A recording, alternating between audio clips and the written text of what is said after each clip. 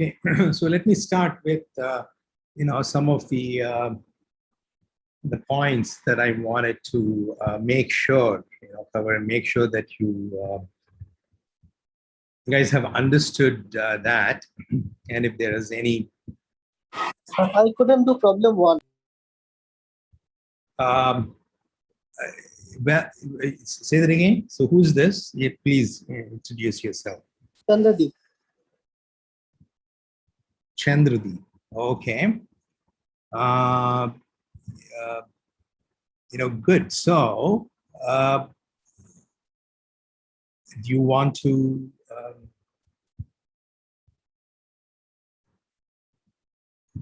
I mean, do you have it? I mean, you want to describe it in words or what? How do you want to?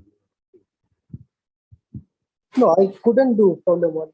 Oh, you could not. You could not. You're saying, yeah. Yeah. Okay. Let me check. So the continuity. This one is the same. The definition of continuity here, I think it's similar to what real analysis do, and maybe the formulation is different. So let me show a couple of examples. I wanted just, it was not, to stump you or anything, just to have you start thinking about it. So even if you were not able to do that, is so that's good. I mean, that's okay. So we could discuss. So let me first make sure that you understand the definition of continuity, and I will show you a couple of sorry, what did I do? Example. Where do I have that? So here. See, the definition of continuity is this, okay?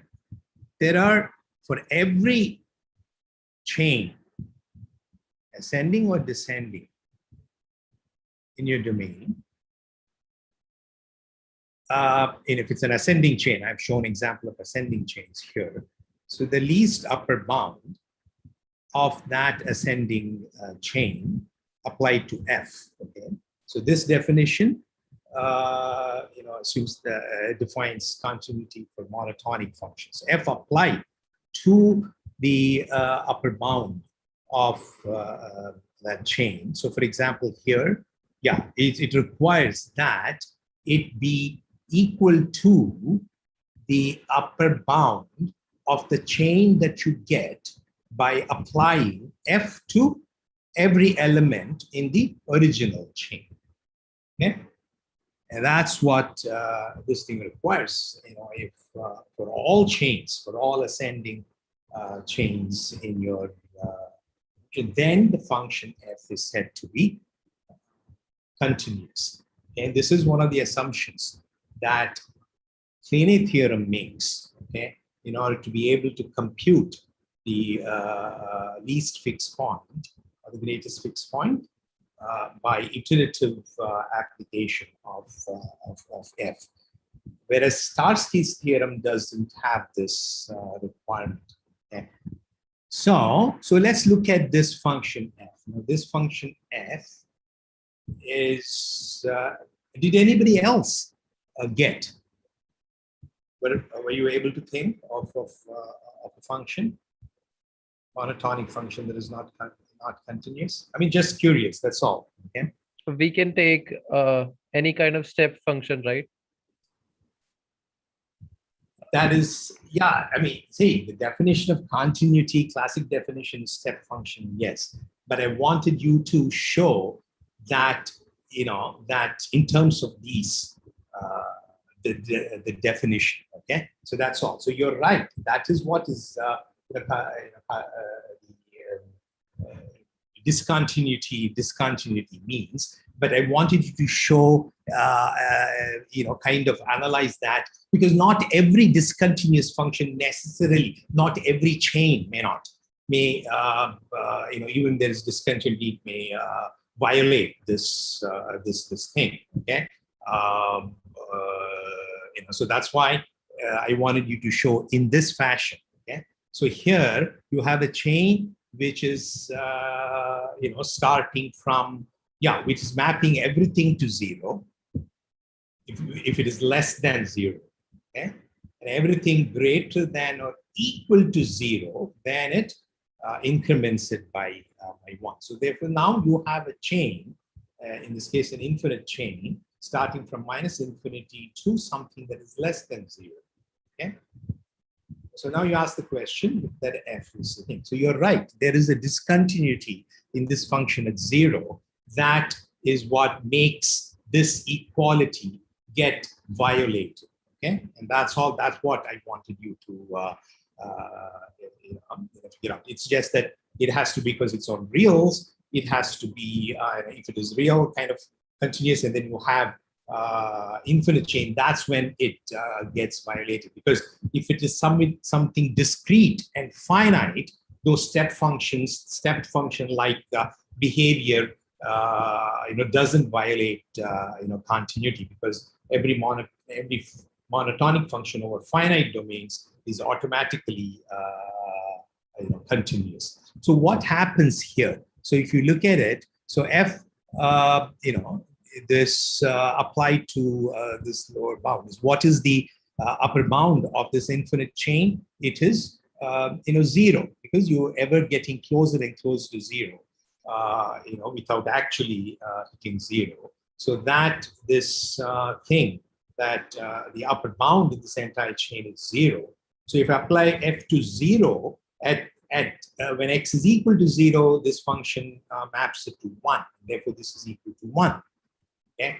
However, if you look at the ascending chain formed by applying this monotonic function f to the chain itself, then what you get is 0. Okay. And therefore, so the least upper bound of that is 0. So that's why this is the kind of thing that happens. And as someone observed, that there is a discontinuity at 0. So similarly, here is another function defined. I mean, I've defined it similarly here as well. On the non-negative reals, with 0 as the lower bound and infinity as the upper bound. I'm using a similar thing here. I don't understand the definition.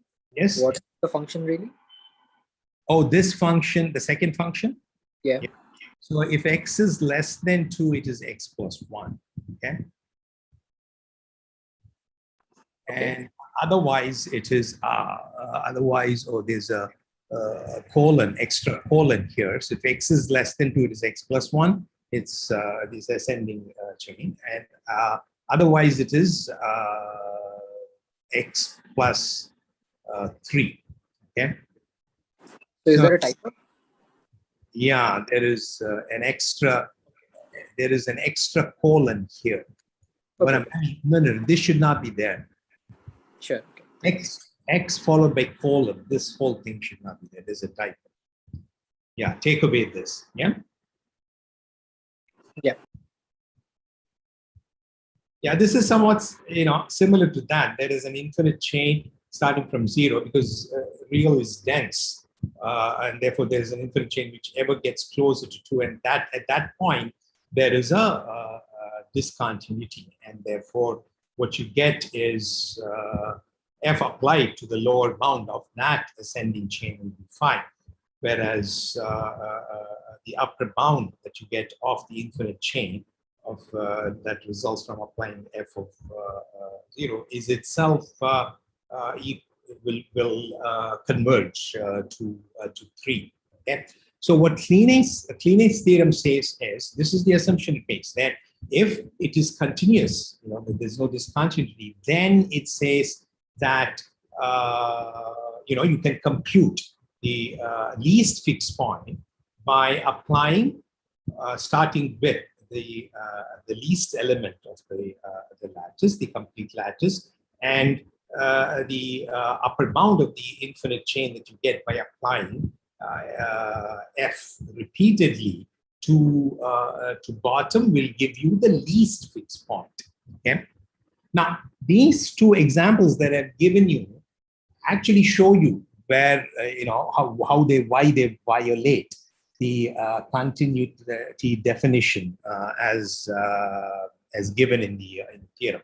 But this is still not a very good example. So, because see, in this case, it turns out that when you repeatedly apply f of 0, f to 0, what you get is the limit of this chain of f to the I applied to 0 for I tending to infinity is actually infinity, because what you get is 1, 2, 5, 8, and so on, which is actually the least fixed point of this of this function. And so is the case. So this is not truly, while this is a function that violates the continuity assumption, that a Clean's theorem, might still work for some discontinuous function. Therefore, what I really want, I'm giving you another chance to think about, now that you have realized, how you could, what kind of function, how you could make things violate. So what I want you to think and construct, sometime later, in one of the tutorials, maybe we'll revisit this, where it is discontinuous in such a way that this repeated application of f on the bottom element does not yield the limit of that will not be the least fixed point function, the least fixed point of that function. Here, despite discontinuity, it Clean's theorem happened to be not get violated. That's why I don't like this. These are not perfect example. But what I want you to do is, what you construct is a monotonic discontinuous function, that is something that violates this equality here. And so, and that in that case, the Clean's fixed point theorem also gets violated, which is not the case in this example. Okay, but I just still wanted to show you this imperfect example, not so perfect example, just to make sure that you understand, continuous function as formulated in the Clean's theorem. Okay. So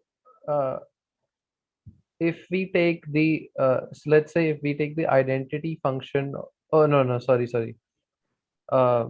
So my question is, this example 2 is itself an example of what you just asked, right? Because infinity is not technically a real number. No. I'm sorry. I should have said this R plus here has, I'm assuming that it has 0 as the least element and infinity. Assume infinity is added. Yeah. Yeah.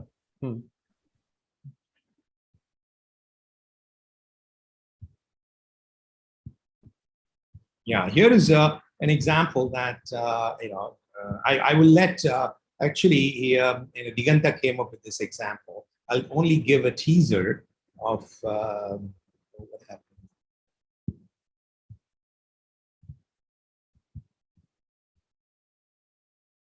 And I will, since he came up with this, I wanted him to discuss it. Okay, it has to be something like this. No. I hope you understood. No, let me not. Because it was Diganta's example, I will let you think about it. Okay, something that it has to be something like this. Okay, it has to tend towards that, but yet there is a fixed point that this computation will miss this repeated thing. So it is a true violation of Clean's theorem. Okay. Yeah. So let me get back to the So that kind of the purpose of this exercise 1 was to make sure that we all are on the same page as far as the definition of continuity is concerned. Now, here, so let me get to question 2. So you've reviewed, I hope, your statements of Tarski's and Kleene theorem.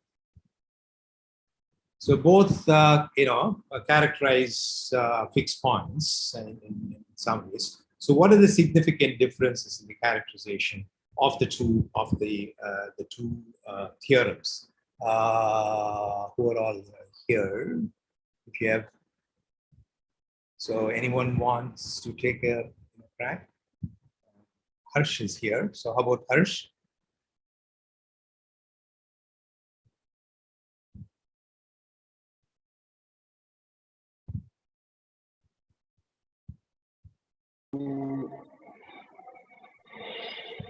Sir, I say pass.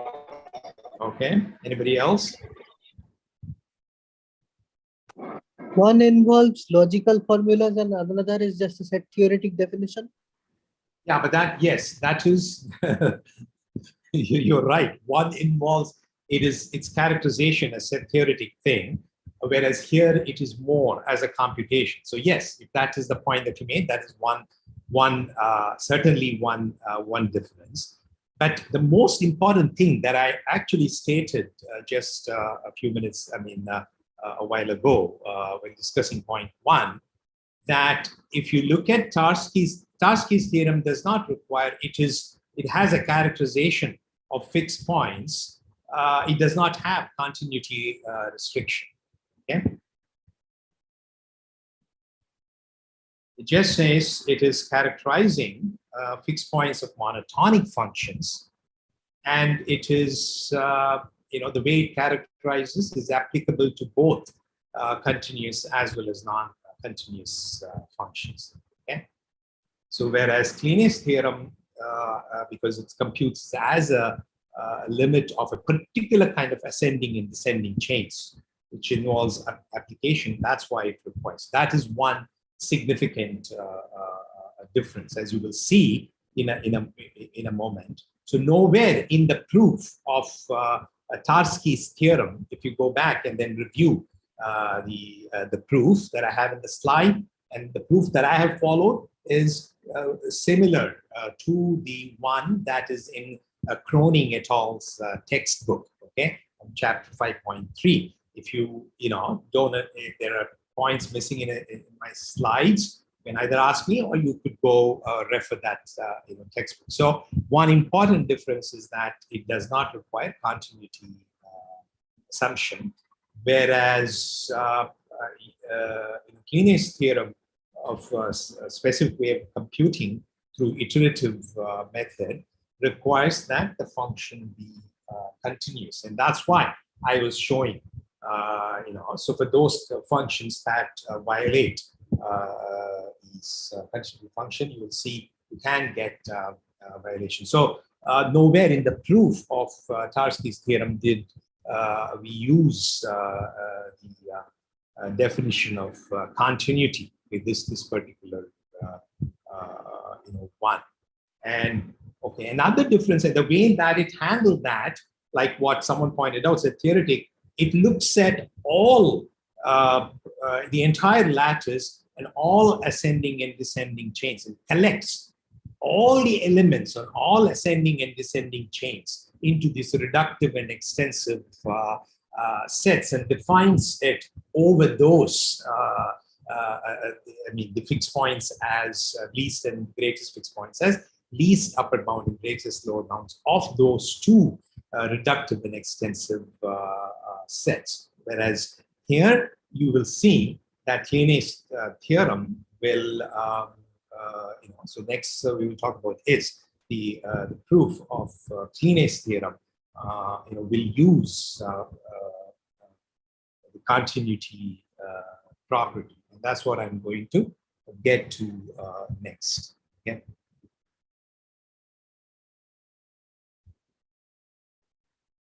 Okay, so here is the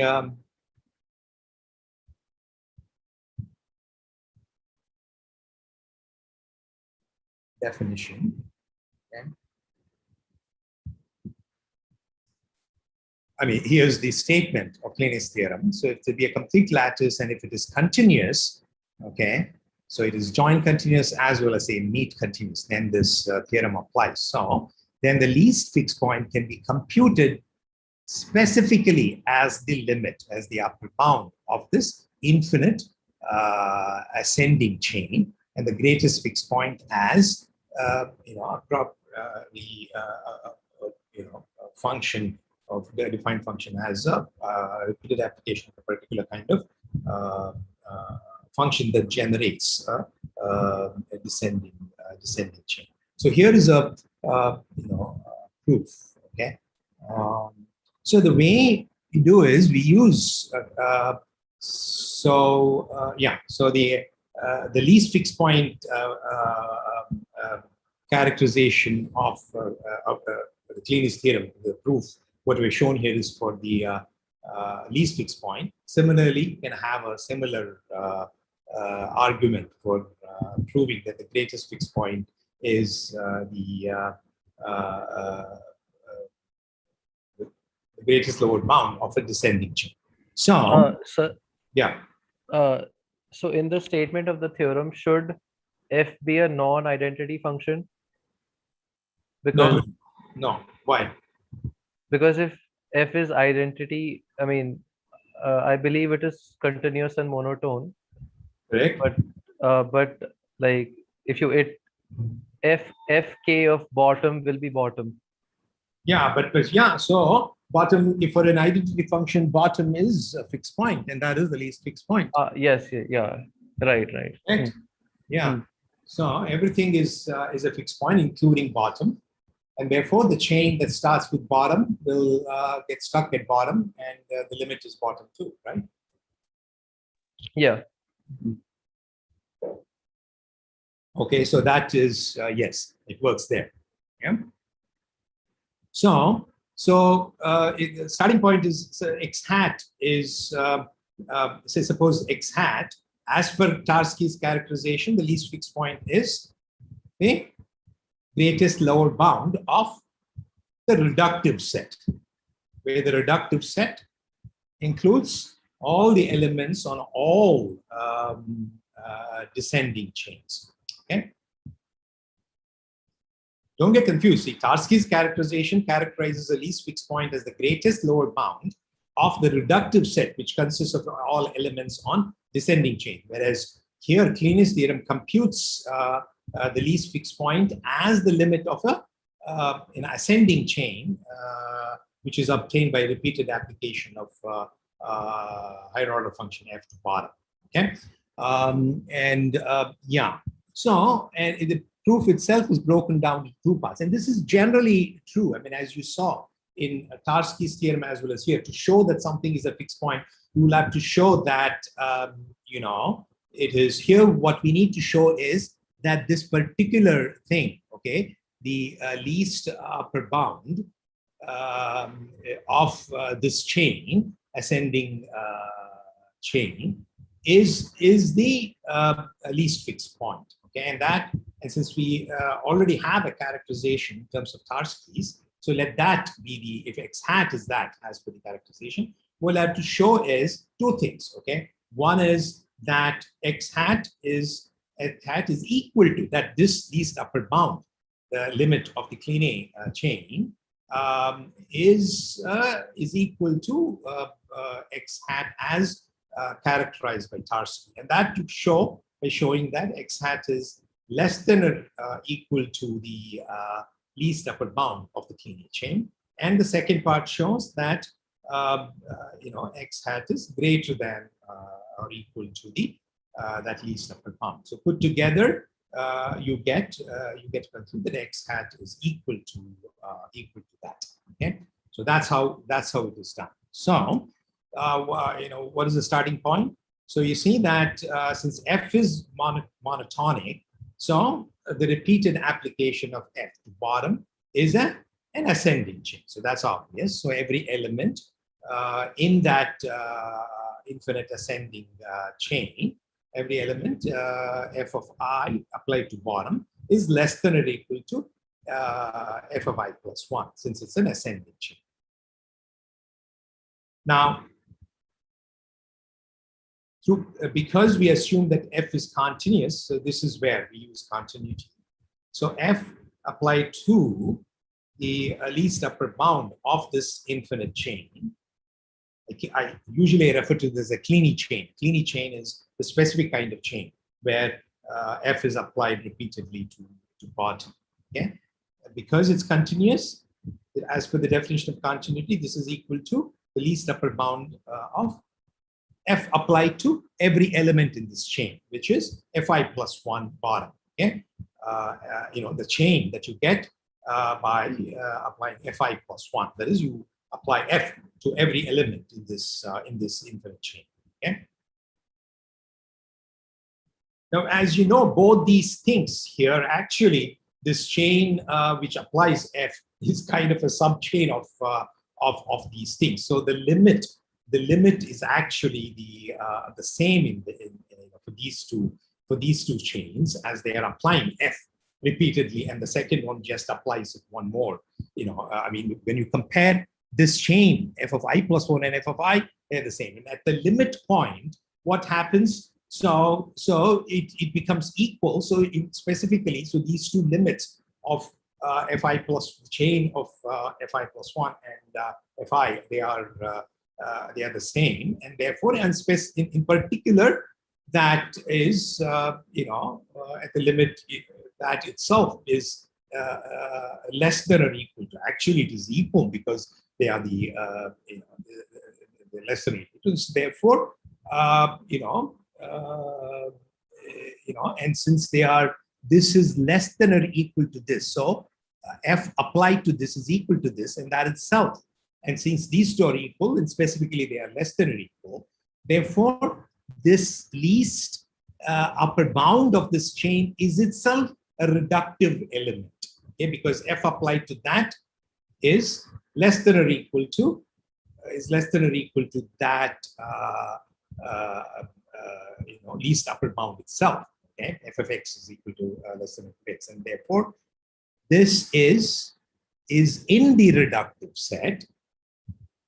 It is in the reductive set itself, and therefore, and since x hat is the least upper bound, of those things, and since this least upper bound of the chain is itself in the reductive set, you will get x hat to be less than or equal, because that's a lower bound. Okay, and therefore,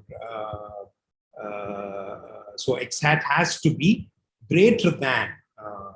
X has to be. It is a lower bound. It is the greatest of the lower bounds. Certainly, it's a lower bound, and therefore it has to be less than or equal to everything inside the reductive set. And since this least upper bound of the Kleene chain is itself in that, so it has to be less than or equal to that. Okay. So that is the first part of the thing.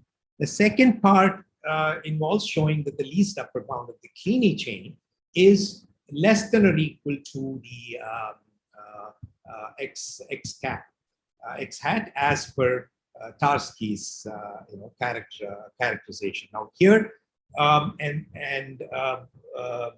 this you can show by showing that every element in this ascending infinite chain, okay, of fi chain, starting f bottom, f of bottom, f1 of bottom, f2 of bottom, etc.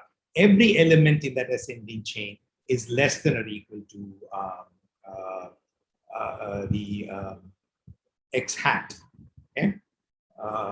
Which is the least fixed point as per Tarski's definition. That is what is shown here. Okay. If you start with the base case is that's what, as I just now said. This is shown by showing that every element in the chain is less than or equal to x, and which means that the limit also has to be less than or equal to x. So for the base case, for I is equal to 0, f of 0 of bottom is bottom. And since bottom is less than or equal to everything, it is less than or equal to x hat. Okay. And the induction case, you assume that f of I applied to bottom for some I is less than or equal to x. And you have to show that f of I plus 1 of a bottom is less than or equal to x cap. Okay, and that you can so from from the hypothesis function, from the hypothesis you apply f to both sides, then you get this. Because f is monotonic, so this f applied to that has to be less than or equal to f of x cap.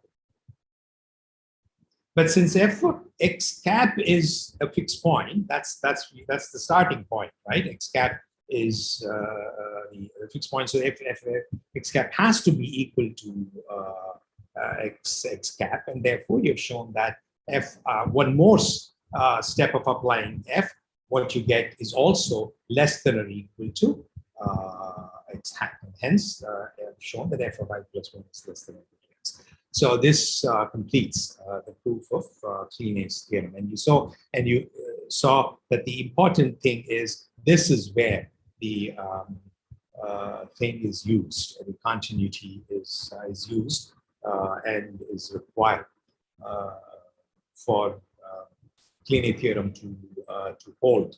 Okay? In the general case, okay? The example that we saw, it so happens that it was not continuous, but yet Kleene theorem held true. Okay, but in general, you do need the continuity assumption. So, any questions?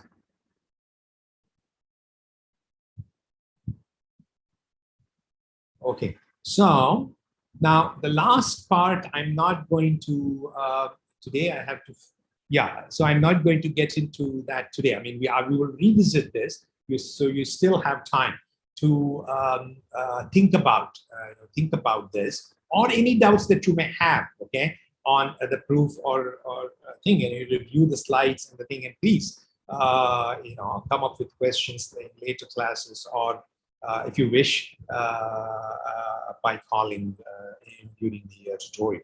The third one, I'm going to skip today, so I will let you think about it a little bit more. Which is, I hope you understand what I'm asking you to do. So this is the question that I'm asking you to come up a G function, okay, and that itself, I'm asking you to, you can view that as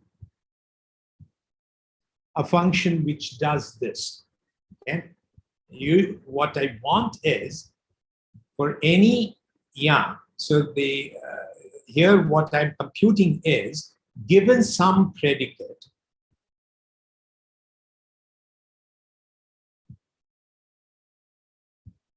which is not inductive in the sense, so it has, for it to be a fixed point of some G function, everything when, this P defines a set. So if it has to be, if that has to be a fixed point of some higher order function G, then when G is applied to that set defined by P, then it has to be equal to that set itself. When can that get violated? Okay, that can get violated if there are some elements in that set which take you out of P. Okay?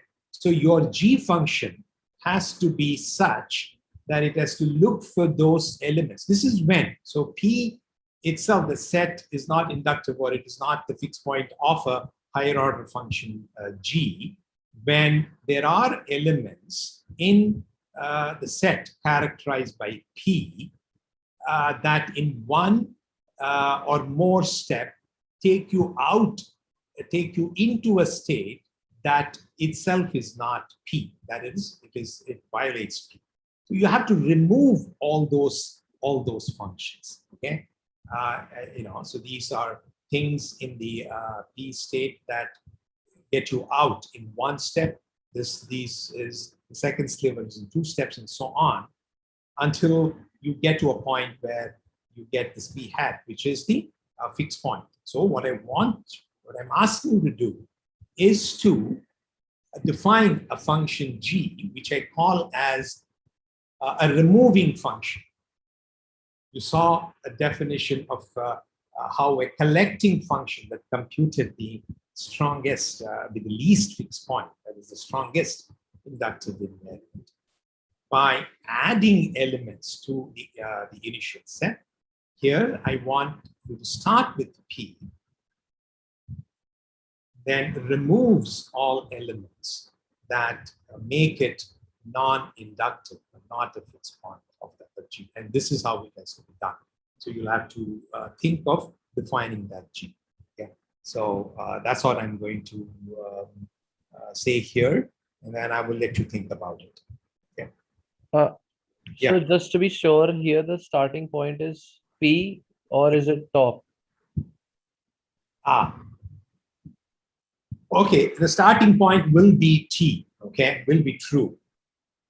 Okay, so yeah, so you're right. The starting point has to be true. I guess you can have kind of both versions, but in any case, so but that function in T, which includes all the states, it has to remove all elements not satisfying P. That is like with 0 steps.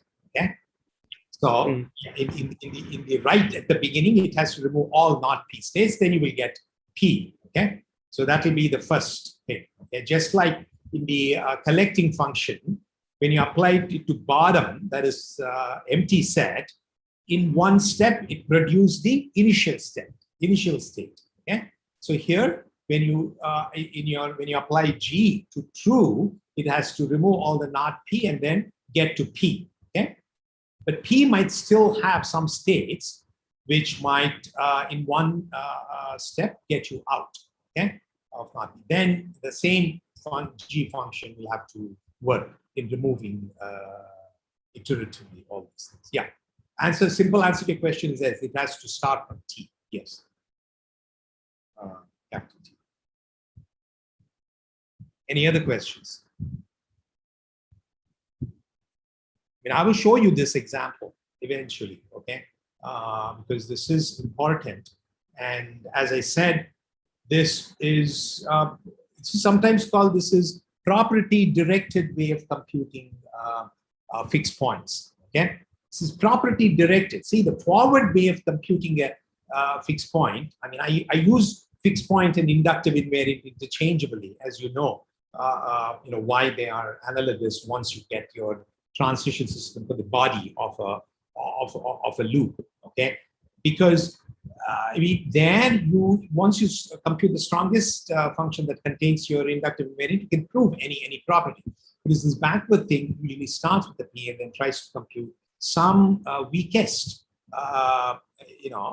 P hat, weakest,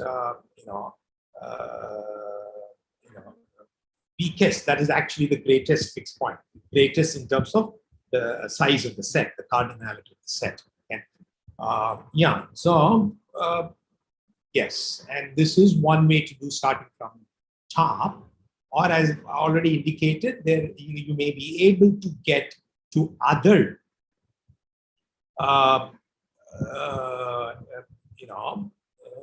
maybe stronger than P hat, something which starting with some other subset of P, which is not inductive, you may be able to get to that faster as well.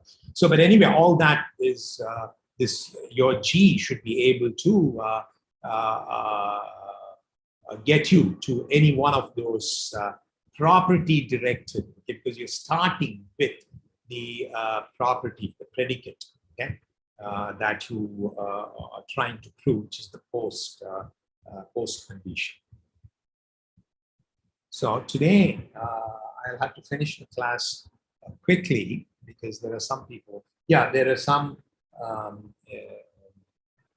things, yeah, some constraints for some people. So I want to finish. So I'll take 10 more minutes and in the class. So what I want to do in the next 10, 12 minutes is to introduce, just give you a introduction to abstract interpretation. Okay, I will not cover all the theoretical part. I'll give you the what exactly it does and a few definitions that form the basis for the theory. On Thursday, I had requested Diganta to give a demo of an open source abstract interpretation tool, a static analysis tool called Frama-C. Okay, and that he has installed, and he's going to give a demo. So I'd encourage you to attend the tutorial session if you do not have any constraint. Okay.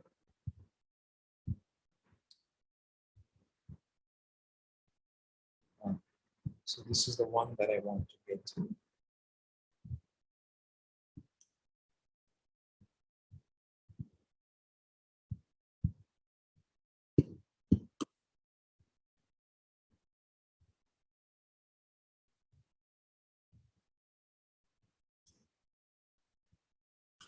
So what is abstract interpretation? So consider this program represented as a CFG here. So there's a small mistake. Read this x greater than 3 as x greater than or equal to 3. So this is the starting location, entry point of your program.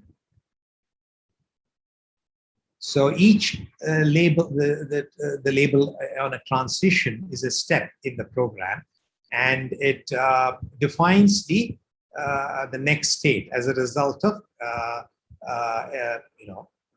taking the transition. So which is equivalent to executing the that instruction at that location. So x prime is the post state. So there's an assignment to 2 here. So it initializes x to 2, and then there is a loop. It stays in a loop until assigning 2x minus 1, until as long as x is less than 9. Okay. Then when x is either greater than or equal to 9, then it will jump to L2, keeping the value as is. And then it stays there, decrementing the value of x until x is, until as long as x is greater than or equal. Yes, it is greater than or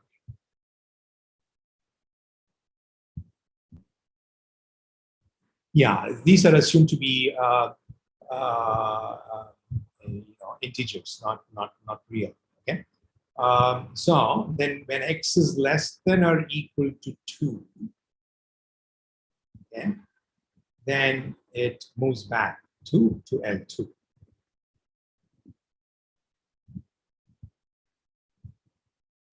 Yeah, so that's the program. So what is the strongest inductive invariant at L1? Anyone? Or in the interest of time, I'll give you. See, you're starting with 2. So 2 times 2, 4 minus 1, 3. 3 is still less than 9. So 3 times 2 minus 1, 5. Then it gets assigned 5. And 5 times 2 minus 1 is 9. That's when it gets you out. But x is indeed, can take 2 initially, 3, 5, and 9. Okay, for the 3 iteration it does there, and then it gets you out. So the strongest thing that you can say about is exactly the condition that captures all the values that x can take at L1. This is precise. So this is the strongest inductive invariant. Of course, you can have weaker, lots of weak invariants. Something which constrain the range of values would be, sometimes interesting. Therefore, for example, you could say this is weaker than this. Okay, you can also. It's also true that x is between this, in this closed interval between 2 and 9. Of course, this is weaker than this because it also includes certain values that are not reachable. But still, this is also this is a weak invariant. So we've already seen these kinds of invariants. Why is it, sometimes it's always, you could use these weaker invariants if your property that you want to verify is saying, it says that, okay, X has to be greater than or equal to 2 or something like that. Then if it is then this invariant, although it is not the strongest one, is good enough for you to prove that property at that location. So we've already seen how this cleaning iteration over the sets of states can give you various invariants, okay, including the strongest and weak invariants. It can be computed as bounds. I mean, the least and the greatest and least upper bound of Kleene chains. Okay, so you could do that. So by modeling this program in terms of a transition function, that is what we need to do. But what does, abstract interpretation, especially when you want these kinds of weak invariants, there might be, so it is it's a method that scales, it's a much more efficient method than working using the cleaning iteration symbolic methods over predicates. Okay, so here is the thing. So what you want is, so what is abstract interpretation? It's a property verification method that computes inductive invariants in abstract domains. Okay, so if what you care about is only the range of intervals, the range of values, the intervals that the values of the variables lie in, okay, as the program gets executed.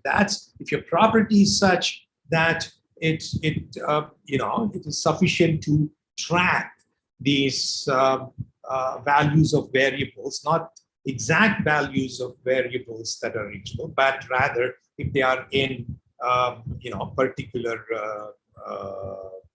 domains, in this case, say interval, then what you can do is then you can think of ways of more efficient ways of doing it.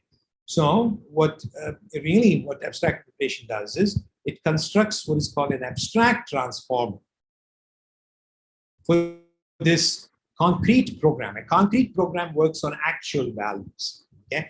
Whereas here you compute you propagate values over these abstract domains. In this case, an interval domain, and it propagates values over those abstract domains. In this case, intervals. Okay, as you make the transitions. For that, it has to construct an abstract transformer for the concrete transition relation. So the concrete transition relation, which works on actual values, sets of actual values computed by the program, is abstracted into an abstract transform. Then it computes the fixed points in the abstract domain using the abstract transform. Actually, pretty much what it does is it constructs an abstract version of this program by replacing each of these piecewise transition relation labeled on the edges by these abstract transforms, okay, that give you the next successor state when these abstract values in the abstract domains are propagated. Okay, then it and that's how it computes these. Could you show an example? Well, this is an example. But I don't see how it's computing anything. No. I'm just describing to you what, okay? Yeah, so how requires a lot of theory, okay? How requires a lot of theory. So I don't want to jump into it. So I just first want you to understand what abstract interpretation is, okay? When you run an abstract interpretation tool, so please first understand the what, okay? So this example, I hope, describes to you the what. Do you have any questions about the what?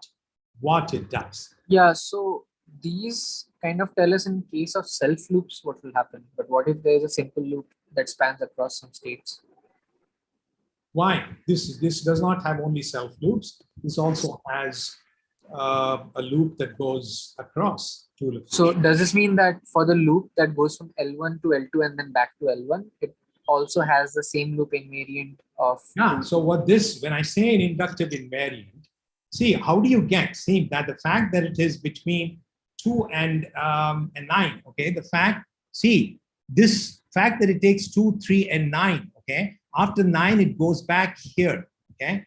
And as a matter of fact, yes. So even if it is 5, okay, it has to, the fact that, oh, I did not completely explain to you, okay? Oh, I'm sorry. So it's 2:55, okay? So Dakshina, so you could leave, okay? So I will, I will repeat. I might go on a little bit more, but I will summarize, okay, in the next class what I've done. So people who have some other appointment who want to leave will not do thing. Yeah, okay. Yeah. So let's continue with this thing. Yeah. So here for 10 more minutes. Yeah, getting back to your thing. So let's see. So let's for a moment. I don't want to get to all the details of how, because that's a lot of details. But here I am computing. By the way, maybe my explanation was not correct. Okay, when I compute the strongest inductive invariant, it has to take into account the symbolic analysis over all possible ways. All possible ways in which all possible paths through this CFG, that can get you into L1. Okay, of course, here, as long as with this self loop, okay, maybe that's why Dhruv got confused. Okay, so my explanation. So after that, it goes to 9. Okay, so in the self loop, it values are 2, 3, 5, and 9. After that, it goes here, and then what does it do? It stays here, and it gets back into this only when it is 2. So that's why it is not even those paths that take you through this, the other execution path that involves traversing the other loop here. Okay, this self loop as well as these two transitions doesn't add any value to this thing. Okay, therefore 2, 3, 5, and 9 still remains the strongest. That it is exactly the set of all values. As a matter of fact, if your initial value was 5, for example, instead of 2, then the self loop would generate only 5 and 9.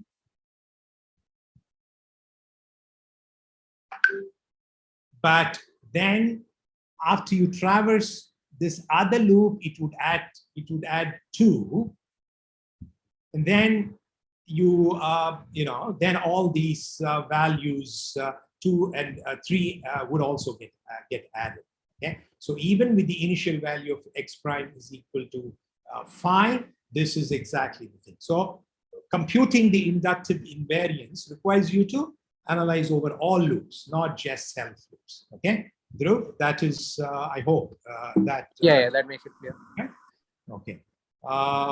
So the analysis, just like the analysis for computing inductive invariance as fixed points, will have to analyze, your transition relation that models your program will have to account for all transitions in your transition in this CFG. And then when you analyze repeated application, the transitive closure of T takes care of all parts. And abstract interpretation will have to do the same.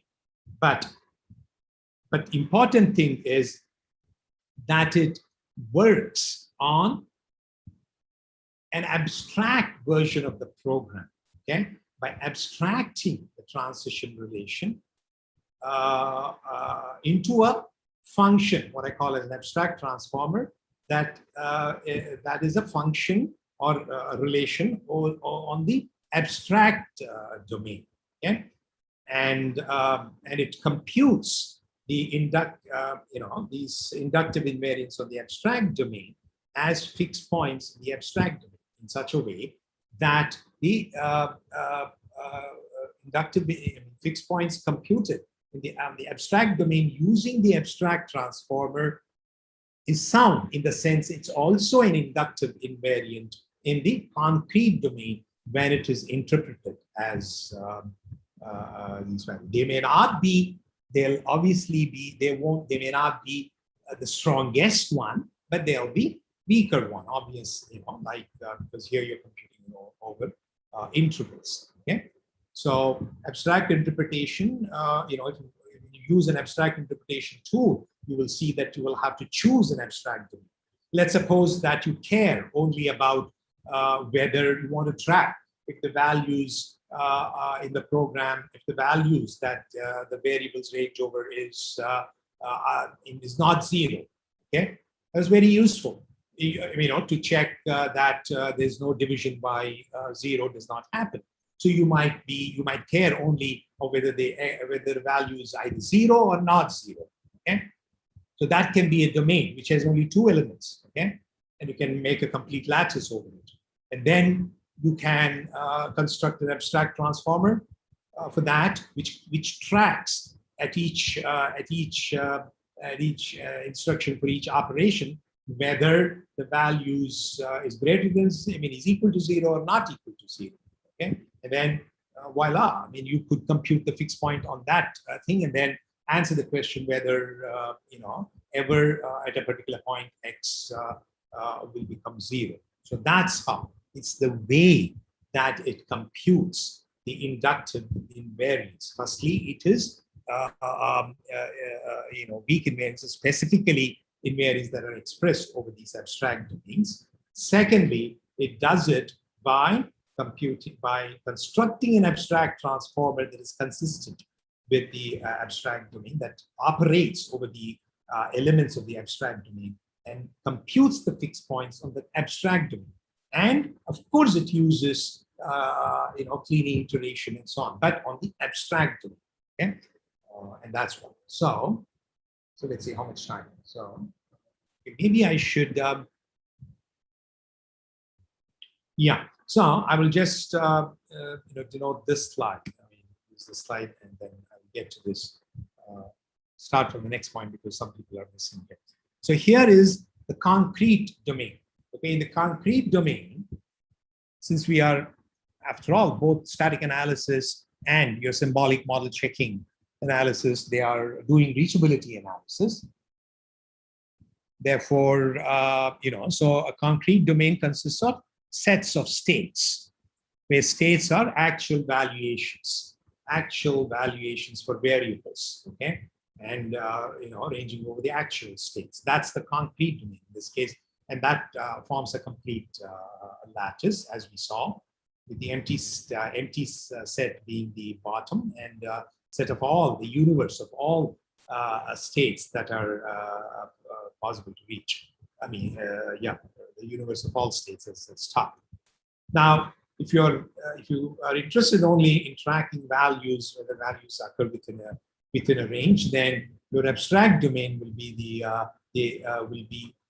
domain of intervals. Okay, so where each element in this domain is also structured as a lattice, represents an interval with some min value and a max value.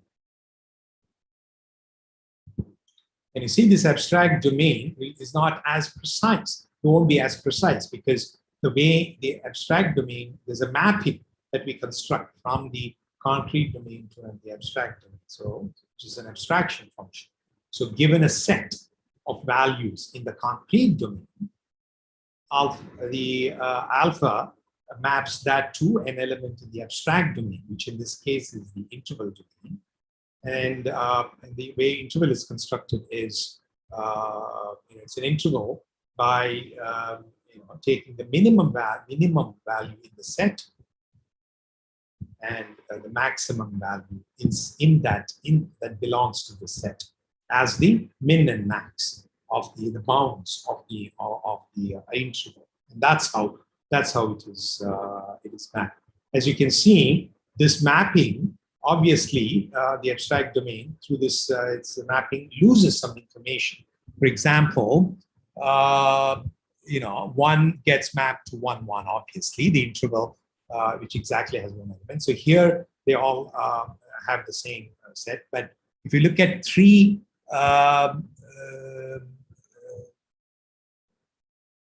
3, I guess, no? What is that? Yeah, 3, 1, 1, 3. Yeah, so there is some loss of information in the way the thing. So both 1, 3, the set that contains 1, 3 and 1, 2, 3 will end up getting mapped to the interval 1, 3. Okay, so that there's a loss of information there. Okay, so that's why when you compute over these fixed points over these domains, they are, we will do it in such a way those fixed points are certainly present our inductive invariance over this, but they are weaker, they are over approximation, they're weaker invariance. Okay, and then in order to ensure that when you do that, your thing will be it will be sound. Yes, static analysis, the abstract integration method. There are 2 important properties that you will have to obey. Okay, how the way in which it's constructed, and then the 2 domains will have to form what is called a Galois connection. But we'll get to the definition later on. Okay, Sure. so I can stop here except for taking questions. Yeah. Yeah, I have a question. So the alpha function that you defined in this slide is just one way of abstracting the concrete domain onto an abstract. That's right. So that depends on the domain. Okay, as I said, first you will have to define the domain. Okay, then you have to define alpha. There are lots of things that you have to define. I mean, important things are you have to define an abstraction function that maps total function. What's called an abstraction function, and kind of a inverse of that, which is the concretization function that maps an element from the abstract domain back into the concrete domain. Both of them have to be defined, and they'll have to obey certain properties. Okay, and you'll also have the abstract transformer that you construct will have to obey certain properties. Okay, under all those conditions, then your fixed points that you compute over the abstract domain. So yeah, so when that's more than what what you asked for. So yes, so the alpha and the gamma that you will see, the concretization function, which I will define next time, will exactly depend on what your domains are. So I've given you 2 examples of a domain, this interval domain, and if you want to track only if variables are either 0 or not 0, then you can have a lattice which has a top and a bottom, okay, and just 2 elements. It's those that are equal to 0, and those that are not equal to 0, things like that. Okay, so you can then alpha and all this alpha, gamma, and the abstract transformers all have to be defined.